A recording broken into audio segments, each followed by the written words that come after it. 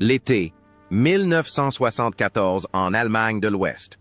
Une Coupe du Monde qui a non seulement changé le visage du football mondial avec sa révolution du football total, mais a également marqué le moment où une équipe talentueuse a émergé des Balkans pour affirmer sa domination. Lors de la saison 1974, l'équipe nationale yougoslave a captivé les fans du monde entier, signant un parcours aussi glorieux qu'assez difficile. Avec leur style offensif flamboyant et leur technique magistrale, surnommés les Brésiliens d'Europe, ils ont semé la terreur chez leurs supporters en infligeant une défaite cuisante 9-0 au Zaïre et en tenant en échec le Brésil, champion and teeter. Mais derrière ces moments de gloire, derrière ce maillot bleu légendaire, se cachaient des joueurs au destin singulier. 50 ans ont passé et le temps a marqué leur vie de différentes manières. Certains ont continué à gravir les échelons du coaching. D'autres ont choisi une retraite paisible et d'autres encore ont vu leur carrière s'achever tragiquement, victimes de la guerre ou de la maladie. Revenons sur le parcours tumultueux de ces joueurs qui ont incarné l'âme de cette génération dorée de la Yougoslavie.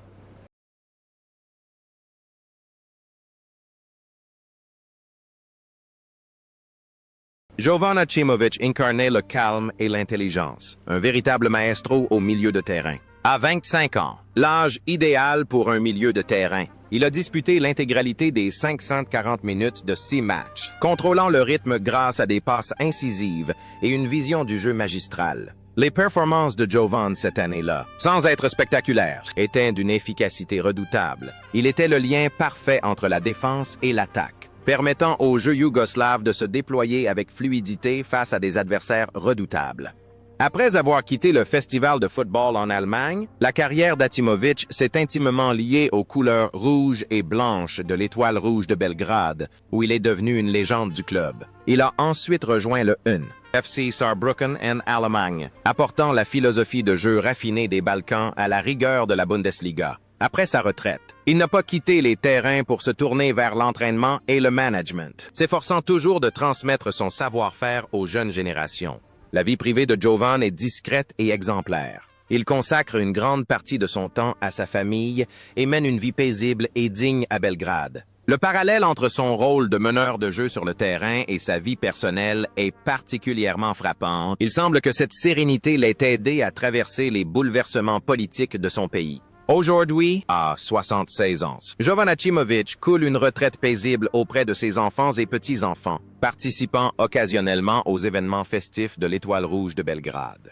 Ivica Šurđak participe pas à la Coupe du Monde 1974 à l'âge de 21 ans et s'imposa rapidement comme l'un des plus grands talents.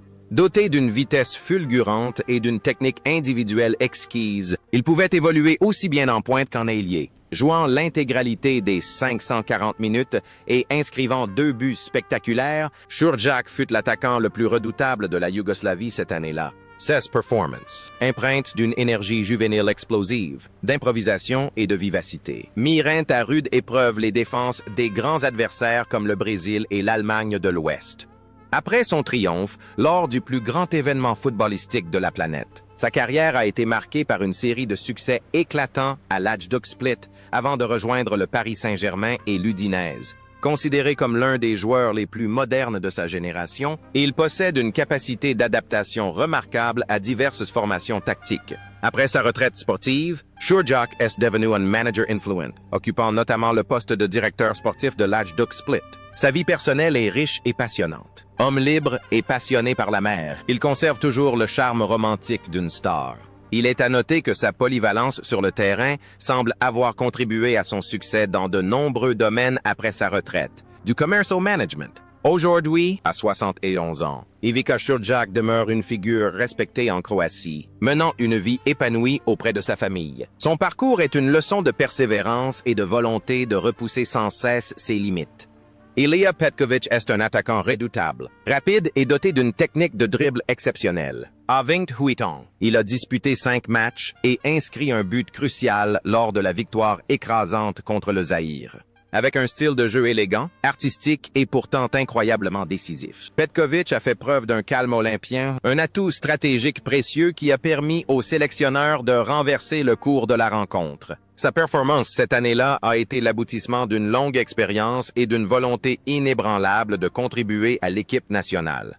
Après la Coupe du Monde 1974, il partit en France pour jouer à Troyes avant de revenir prendre sa retraite dans son club de cœur, l'OFK Belgrade. Devenu entraîneur, il s'imposa comme l'un des plus renommés, menant l'équipe nationale de Serbie et Monténégro à la Coupe du Monde 2006. La vie personnelle d'Ilija est une belle histoire de loyauté et d'amour inconditionnel pour le football. Homme chaleureux et bienveillant, il inspirait le plus grand respect à ses joueurs. Le lien entre son rôle de véritable meneur de jeu sur le terrain et sa carrière d'entraîneur réside dans son incroyable capacité à inspirer. Sur le terrain, il était un héros qui se jetait au cœur de l'action. Andy Hoare, il était un fervent défenseur des valeurs fondamentales du fair play. Cependant, ce parcours glorieux et empreint de compassion s'est achevé tragiquement. Le 27 juin 2020, Ilija Petković s'est éteint à l'âge de 74 ans des suites de complications liées à la COVID-19 et à un ulcère à l'estomac. Sa disparition, en cette période sombre de pandémie, a plongé la communauté du football des Balkans dans un profond chagrin. Son héritage ne se limite pas à son talent exceptionnel sur le terrain, mais englobe également l'image d'un véritable gentleman du football. Un homme qui a consacré sa vie entière à faire éclore de beaux rêves sur la pelouse.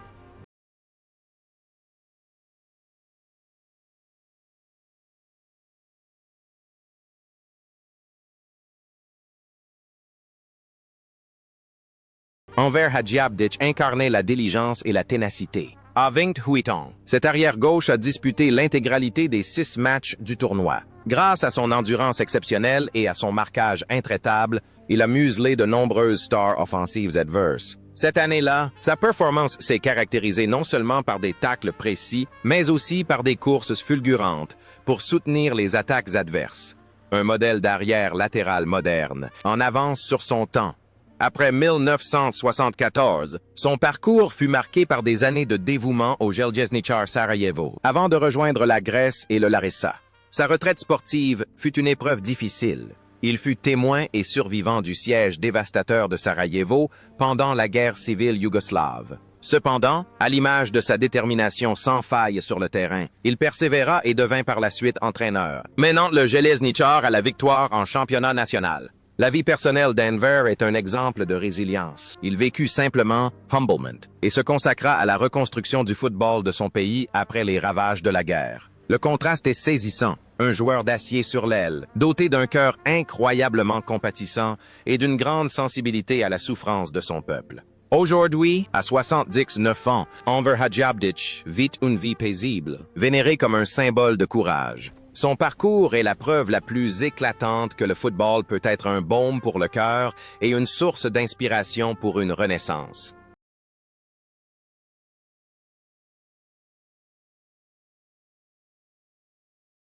Enver Marić, l'un des plus grands gardiens de but de l'histoire des Balkans, a 26 ans. Il a impressionné lors de la Coupe du Monde par ses réflexes fulgurants et son sens du placement exceptionnel, ce qui lui a valu le surnom de Letač, l'homme volant. Jouant l'intégralité des 540 minutes, Marić a réalisé d'innombrables arrêts incroyables, devenant le pilier de la défense. Sa performance a été marquée par un sang-froid remarquable. Il captait le ballon non seulement avec les mains, mais aussi avec un courage inébranlable, ne craignant aucun attaquant de haut niveau. Après ce tournoi historique, sa carrière a connu un essor fulgurant à Schalke 4 en Allemagne avant son retour à Velej Mostar. Après sa retraite de footballeur, Marić est devenu un entraîneur de gardiens de but renommé, formant des générations de gardiens exceptionnels pour le football mondial. Sa vie après le football a également été marquée par des épreuves difficiles. Il a été victime d'un grave AVC et a subi une opération du cœur en 2010, mais a défié la mort grâce à la volonté extraordinaire d'un ancien gardien de but. En dehors des terrains, c'est une personne calme et profonde qui conserve toujours une attitude de gentleman. Le lien entre son rôle de protecteur sur le terrain et sa vie réelle réside dans sa résilience inébranlable face à l'adversité. Aujourd'hui, à 76 ans, Enver Marić vit une vie paisible avec sa famille à Berlin. Son parcours témoigne d'une persévérance à toute épreuve et lorsqu'il évoque ses sauts acrobatiques, de 1974. Ses yeux brillent encore de fierté pour cette époque glorieuse. Vladislav Bogicevic, affectueusement surnommé Blecky, était le maître à jouer du milieu de terrain, doté d'une maîtrise exceptionnelle du rythme et d'une distribution du ballon remarquable. À 23 ans, il avait déjà disputé 5 matchs, inscrivant un but crucial contre le Zaïre. Grâce à son style de jeu posé et intelligent, ainsi qu'à sa technique hors pair, Bogicevic a réalisé une performance brillante, s'imposant comme l'un des meilleurs milieux offensifs au monde à cette époque. Il jouait avec imagination, trouvant toujours la moindre faille dans la défense adverse pour l'exploiter. Après la Coupe du Monde de 1974, il entre dans l'histoire en rejoignant les États-Unis pour jouer au New York Cosmos, où il côtoie Pelé et Franz Beckenbauer. Il y remporte 3 championnats de NASL et est nommé dans l'équipe type de la Ligue. Après sa retraite de joueur, il se tourne vers l'entraînement aux États-Unis et en Serbie, conservant toujours sa passion ardente pour le développement du football. La vie de Bogicevic est un mélange de culture balkanique et de liberté américaine. C'est un homme intellectuel, posé et d'un grand professionnalisme. Le lien entre son rôle de meneur de jeu sur le terrain et sa vie privée réside dans sa capacité à inspirer. Il sait toujours transformer le football en un art. Aujourd'hui, à 74 ans, Vladislav Bogicevic vit une vie paisible entre 2 continents. Son parcours témoignant d'un immense talent qui a transcendé les frontières, dont on se souvient encore pour ses passes magiques et son caractère exemplaire. Josip Katalinski fut le héros qui mena directement la Yougoslavie à la Coupe du Monde à l'été 1974. Son but en or contre l'Espagne lors du match de barrage à Francfort fit de lui un symbole de fierté nationale. À 26 ans, Katalinski disputa l'intégralité des 540 minutes de la compétition, inscrivant un autre but crucial contre le Zaïre. Grâce à son jeu intelligent, son jeu de tête exceptionnel et son sens tactique aiguisé, il était non seulement un défenseur central redoutable, mais aussi une menace constante sur coups de pied arrêtés. Sa performance cette année-là respirait la majesté et la confiance d'un joueur qui avait goûté à la gloire.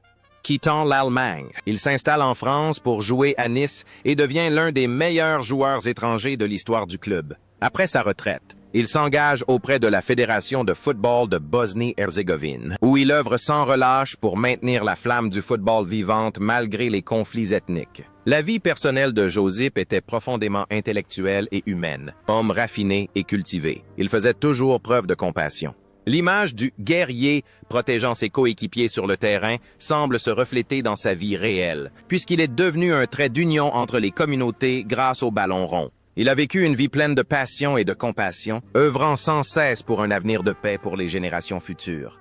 Cependant, ses parcours glorieux et empreints de compassion s'est brutalement interrompu. Le 9 juin 2011, Josip Katalinski s'est éteint à l'âge de 63 ans après une longue lutte contre une maladie incurable. Sa disparition a laissé un immense vide dans le cœur des anciens supporters yougoslaves. Son héritage ne se limite pas à ses buts historiques et à ses arrêts héroïques. Il représente également une histoire de vie inspirante, un témoignage de dévouement et du pouvoir guérisseur du sport.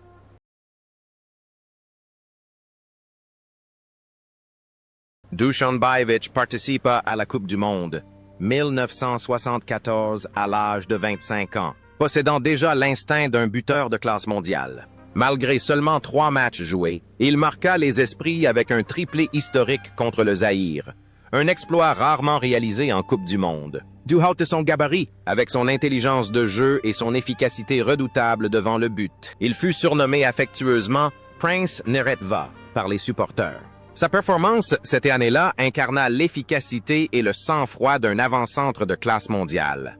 Après le tournoi, sa carrière connut un essor fulgurant en Grèce, à l'AEK Athènes, où il devint une légende immortelle grâce à ses innombrables buts. Devenu entraîneur, Bajevic connut un succès encore plus grand, s'imposant comme l'un des plus grands stratèges de l'histoire du football grec et remportant de nombreux championnats nationaux avec l'AEK Athènes et l'Olympiakos. Sa vie personnelle fut marquée par la noblesse et l'intelligence. Homme calme et cultivé, il conserva toujours une grande dignité.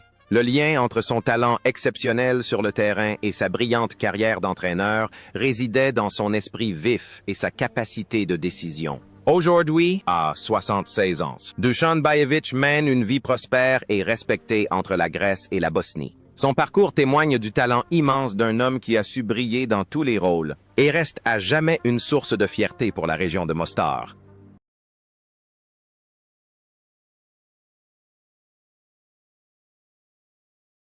Lors de la Coupe du Monde.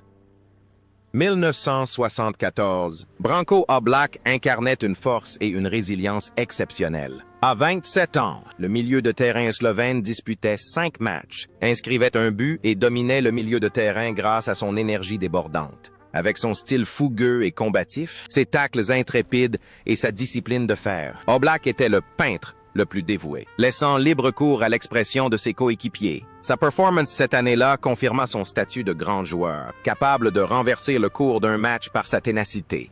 Après son succès en Coupe du Monde, il est devenu le premier joueur yougoslave à évoluer en Bundesliga, jouant pour Schalke 4 puis le Bayern Munich, où il a connu un grand succès. Après sa retraite de joueur, Oblak s'est reconverti en entraîneur, dirigeant l'équipe nationale slovène pendant une période cruciale. Sa vie personnelle est relativement stable et discrète. C'est un homme de principe qui valorise le pragmatisme et conserve une excellente condition physique. Le plus frappant est le lien entre son rôle de porteur de ballon sur le terrain et sa vie réelle. L'image d'un guerrier indomptable semble avoir marqué sa courageuse carrière d'entraîneur. Aujourd'hui, à 77 ans, Branko Oblak vit une vie paisible à Ljubljana. Son parcours témoigne de ses efforts inlassables et de sa passion pour le football. Et il continue d'inspirer les jeunes générations de joueurs slovènes par la valeur de la persévérance.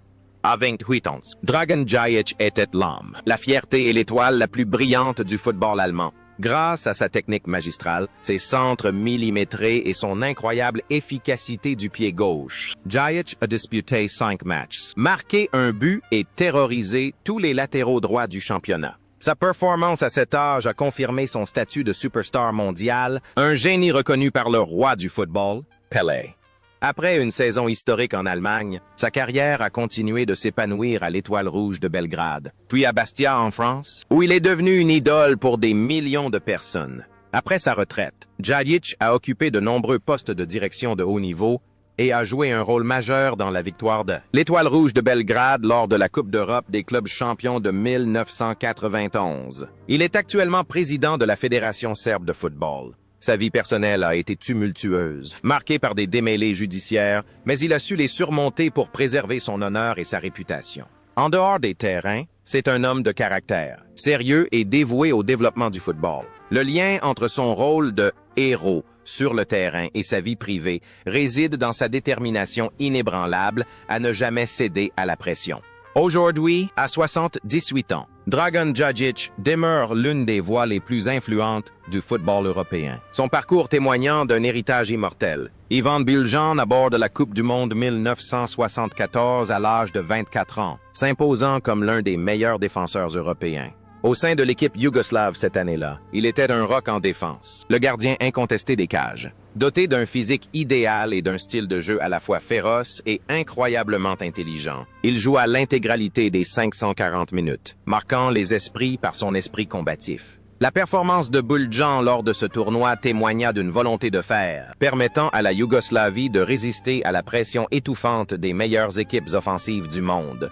Après ses succès en Allemagne de l'Ouest, sa carrière s'épanouit au Hajduk Split avant de vivre une aventure extraordinaire en Allemagne avec le Hamburger SV. Il y atteint les sommets de la gloire, remportant la Bundesliga et atteignant la finale de la Coupe d'Europe en 1980. Il part ensuite pour les États-Unis afin de jouer pour le New York Cosmos, aux côtés de légendes telles que Pelé et Beckenbauer. Après sa retraite de joueur, Buljan se tourne vers l'entraînement et la gestion de club, dirigeant le Hajduk Split et travaillant au Moyen-Orient. Sa vie personnelle est intimement liée à son amour profond pour la Dalmatie. C'est un homme généreux et direct, fidèle aux valeurs traditionnelles. Le lien entre son rôle de gardien sur le terrain et sa vie privée est celui de la constance et de la clairvoyance. Aujourd'hui, à 75 ans, Ivan Buljan coule des jours heureux à Split. Son parcours témoigne d'un effort inlassable, faisant de lui une icône immortelle qui continue de veiller sur le football croate moderne et d'y contribuer de manière significative. Stanislav Karasi est un attaquant rusé, capable de faire basculer un match en un instant. À 27 ans, il a disputé 4 rencontres et inscrit 2 buts décisifs. dont le but en or contre la Grèce lors des qualifications qui ont permis à la Yougoslavie de se qualifier pour l'Allemagne. Grâce à son style de jeu agressif et intrépide, ainsi qu'à son sens du placement dans la surface de réparation, Karaci a livré une prestation passionnée. Il joue avec toute la confiance, et parfois même l'audace, d'un joueur toujours avide de victoire. Après 1974, son parcours l'a mené en France, à LOSC Lille, puis pendant plusieurs années aux États-Unis et en Belgique. Une fois sa retraite de joueur acquise, Karaci est devenu un entraîneur chevronné, travaillant avec de nombreux clubs en ex-Yougoslavie et à l'étranger. Sa vie personnelle, riche et intense, est marquée par un franc-parler et une forte personnalité, refusant toute forme de négativité. Le lien entre son rôle de joueur exceptionnel sur le terrain et sa vie privée réside dans une détermination et un courage inébranlables. Aujourd'hui, à 78 ans, Stanislav Karaci reste très impliqué dans le football national, menant une vie pleine d'énergie et partageant volontiers ses plus beaux souvenirs. Son parcours témoigne d'un esprit combatif hors du commun, d'un héros qui sait toujours briller lorsque son équipe a le plus besoin de lui. Dražen Mujinić, affectueusement surnommé FRFA, a joué un rôle crucial dans le maintien de l'équilibre de la Yougoslavie lors de la Coupe du Monde 1974. À 21 ans, ce milieu défensif a disputé 2 matchs courageux, faisant preuve de ténacité et d'excellente qualité d'interception. Moins flamboyant que ses coéquipiers offensifs, le dévouement de Mujinić a grandement contribué au succès de l'équipe. Ses performances cette année-là ont reflété une énergie juvénile et une volonté de se sacrifier pour le collectif. Après le tournoi, il est devenu une figure emblématique du Hajduk Split, remportant de nombreux titres avant de rejoindre l'Angleterre et Norwich City. Après sa retraite de joueur, il n'a pas embrassé une carrière d'entraîneur de premier plan, préférant contribuer au football discrètement à travers des rôles de manager et de recruteur. La vie personnelle de Dražen est paisible et stable. Il vit tranquillement à Split, se consacrant à sa famille et à ses loisirs loin des projecteurs. Ce qui est frappant, c'est que l'image d'un héros silencieux protégeant ses coéquipiers sur le terrain reflète parfaitement sa réalité. Aujourd'hui, à 72 ans, Dražen Mujinić coule des jours heureux en famille. Son parcours témoigne des valeurs de persévérance et de loyauté, et l'on se souvient encore de lui pour les efforts discrets et acharnés qu'il a déployés sur la pelouse pour la gloire de sa nation.